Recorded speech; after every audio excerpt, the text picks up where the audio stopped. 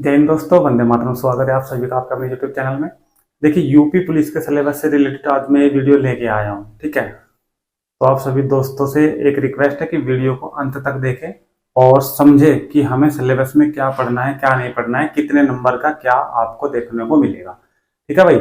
और सबसे पहले आपसे मैं कहना चाहूंगा कि एक वाक्य आपको साइड में लिखा दिख रहा होगा कि जो अपनी मेहनत को ईमानदारी से करते हैं ना, तो भाई उन्हें सफल होने से कोई नहीं रोक सकता। ठीक है, तो वाक्य आपको लिखा है दिख रहा होगा सामने कि जो व्यक्ति अपने आप से ईमानदार होता है ना, उसे सफल होने से कोई नहीं रोक सकता। इसका मतलब क्या हुआ?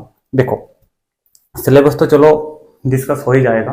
देखिए, जो अपने आप से ईमानदार का मतलब हुआ है उसमें ये बता रहा है कि अपने आप से ईमानदार। मान लो कि हम पढ़ाई करने के लिए 2 घंटे के लिए बैठ गए हैं। ठीक है, अब हम अगर अपने आप में ईमानदार है तो हम ईमानदारी से अपनी पढ़ाई करेंगे। जब हम पढ़ाई के लिए बिठाए गए हैं, ठीक है, हम खुद अपनी नौकरी के लिए पढ़ाई पे बैठे हुए हैं 2 घंटे के लिए, तो हम 2 घंटे पूरी ईमानदारी से अपनी मेहनत करेंगे। ठीक है, अगर जो ईमानदारी से मेहनत नहीं करेगा तो 2 घंटे के लिए बुक पे तो जरूर बैठेगा, लेकिन वो उसमें ईमानदारी नहीं दिखाएगा। वो उस 2 घंटे में अपना दिमाग कहीं और रखेगा या साथ में मोबाइल चलाएगा।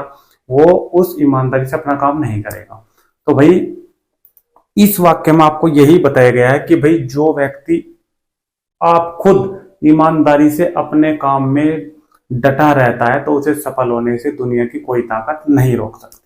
ठीक है, तो अब बात कर लेते हैं हम सिलेबस की। यूपी पुलिस का सिलेबस जो 2023 का है, पूरा समझिए, लास्ट तक समझिए। ठीक है, देखिए, सबसे पहले बात करेंगे हम सामान्य ज्ञान की। सामान्य ज्ञान के आपको 38 क्वेश्चन देखने को मिलेंगे। एक क्वेश्चन 2 नंबर का होने वाला है और जिसमें 76 नंबर का आपको ये देखने को मिलेगा। सामान्य ज्ञान के 38 क्वेश्चन 76 नंबर के, यानी कि एक क्वेश्चन 2 नंबर का होने वाला है। ठीक है, पूरे एग्जाम के अंदर 1/4 की नेगेटिव मार्किंग रहने वाली है। ये चीज भी आप लोगों को ध्यान रखनी है। 1/4 की अगर आप 4 क्वेश्चन गलत करते हो तो एक क्वेश्चन 5 भी आपका गलत हो जाएगा। ठीक है, अब सामान्य हिंदी की बात कर लेता हूँ। दूसरे नंबर पे आपको सामान्य हिंदी या फिर इंग्लिश देखने को मिलेगी। हिंदी या फिर इंग्लिश देखने को मिलेगी। इसके आपको 37 क्वेश्चन मिलेंगे। एक क्वेश्चन 2 नंबर का, तो 74 नंबर के आपको ये देखने को मिलेंगे। उसके बाद हम गणित की बात कर लेते हैं, अपने प्यारे से सब्जेक्ट की। इसमें आपको 38 क्वेश्चन देखने को मिलेंगे जो 76 नंबर के होंगे। ठीक है, 76 नंबर के। उसके बाद आपको रीजनिंग, ये भी हमारा ही सब्जेक्ट है, बहुत अच्छा, बहुत ही आसानी से इसमें नंबर हमें मिल जाते हैं। 37 क्वेश्चन, 37 क्वेश्चन आने वाले हैं और 74 नंबर के इसमें आपको देखने को ही मिलेंगे नंबर। एक क्वेश्चन 2 नंबर का होने वाला है। ठीक है, तो ये चारों के चारों सब्जेक्ट आपके कुल 150 क्वेश्चन इसमें होंगे और 300 नंबर के ये होने वाले हैं। ठीक है, तो पूरा सिलेबस आपका ये रहा है। ठीक है, अब हम क्लासे आपको इसकी कैसे तैयारी करनी है, ठीक है, उसके बारे में थोड़ी बात कर लेता हूं। देखिए, कुछ यूट्यूबर, कुछ टीचर ये बताते हैं कि सभी को 2-2 घंटे दे दो। 2 घंटे इसको दिए, 2 घंटे इसको दिए, 2 घंटे इसको दिए, 2 घंटे इसको दिए, और ऐसे अपनी तैयारी में लग जाओ। ठीक है भाई, जो मैं मानता हूं कि भाई ये तरीका बिल्कुल गलत है। ठीक है भाई, मैं खुद इस चीज मतलब इन चीजों से सबसे गुजरा हूं और खुद मैं एक गवर्नमेंट जॉब में हूं, इसलिए मैं आपको बता रहा हूं कि 2-2 घंटे ऐसे देना ये सही नहीं है।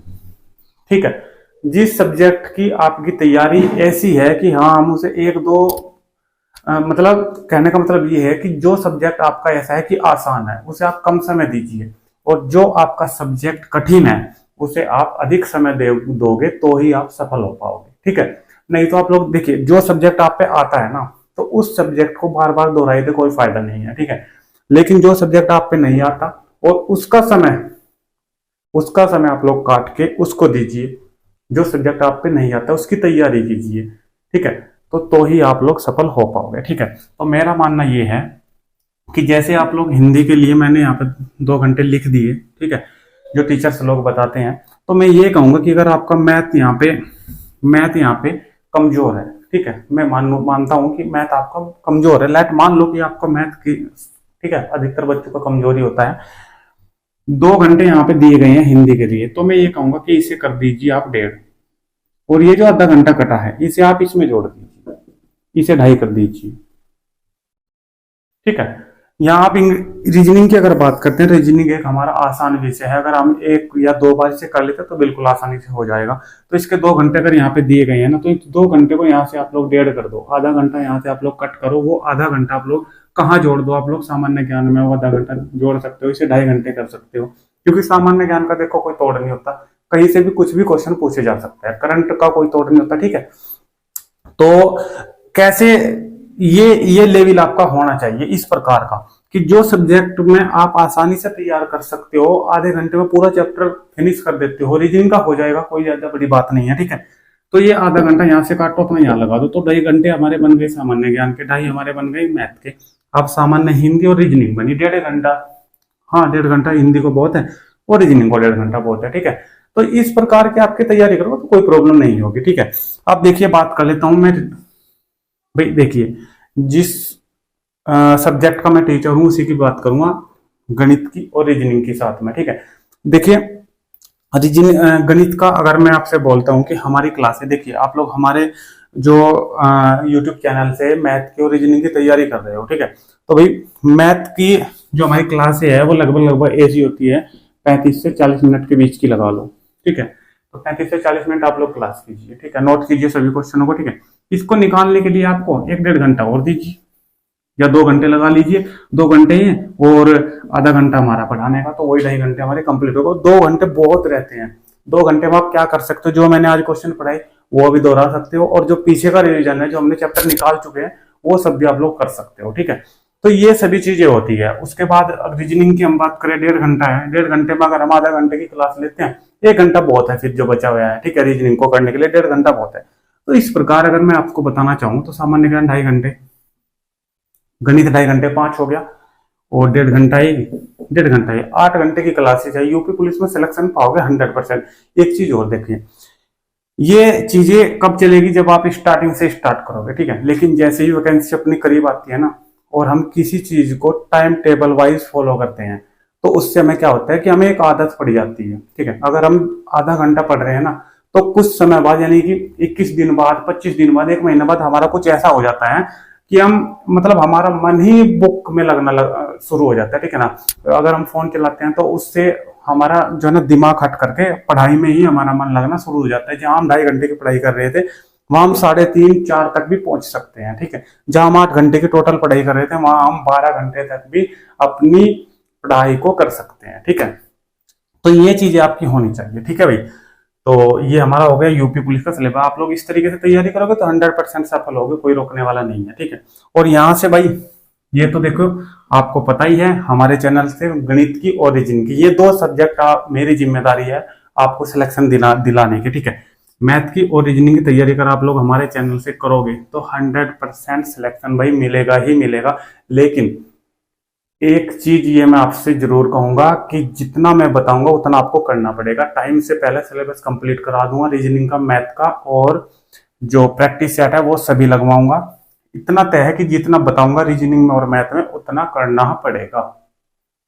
अगर इतना कर लोगे तो अभी लिख के देता हूं, 100% बिल्कुल नंबर आपका आना है। यूपी पुलिस में सिलेक्शन में कराऊंगा, ठीक है। क्यों कराऊंगा, देखो गणित और रीजनिंग 38 और 37 क्वेश्चन आने हैं, 36 और 34 नंबर के, 10, 1, 14, 1, 15, 150 नंबर बैठ गए भाई। मैथ और रीजनिंग के 150 नंबर बैठ रहे हैं। बाकी जो सब्जेक्ट बचे हैं 150 नंबर के ये बचे हैं। क्या 150 मत अगर आप लोग 60-70 नंबर भी निकाल दोगे तो भी नंबर कंप्लीट आ जाएगा। तो थोड़ा समझो बात को कि मैथ और रीजनिंग किसी भी एग्जाम के लिए कितने मायने रखता है। अगर मैथ और रीजनिंग आपका कंप्लीट है तो सिलेक्शन पाना कोई इतनी बड़ी बात नहीं है।